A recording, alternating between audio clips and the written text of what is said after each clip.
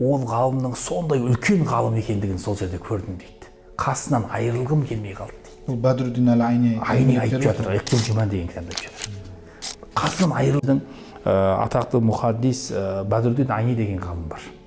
Бұл Бадруддин Айни деген ғалым, бұл кісі өзінің жанұясын неге қазіргі түрік елінде Газиантеп деген жер бар, Айнтап деп айтылады араб тілінде. Сол Айнтап деген жерде дүниеге келген кісі бұл.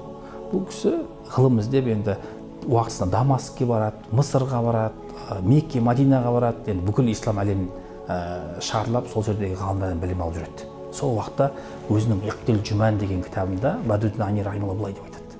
Мен дейді Құдысқа бардым дейді. Негізінде Құдысқа бару себебім дейді 10 күн барамын да қайтам деген ой бар еді ол жерде дейді. Сөйтіп барған кезде бір сабақ жүріп жатыр дейді. Сол сабақ жүріп жатқан кезде барып қатыссам, ішінде Сайрами деген ғалым отыр екен дейді. Сол Сайрами деген ғалымның мәжілісіне бір қатысқан едім дейді. Ол ғалымның сондай үлкен ғалым екендігін сол жерде көрдім дейді.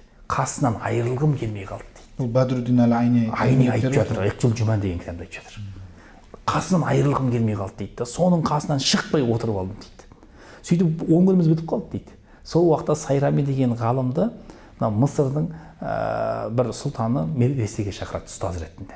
Сонда ол кісі айтты дейді маған, сен менімен бірге жүр медресеге деп. Үйге қайтуым керек болып тұрған етін дейді. Бірақ мен мынау үлкен ұстазды көрген кезде үйге қайтуды ұмытып кетіп, сол жерден Мысырға өтіп кеттім дейді, қараңыз.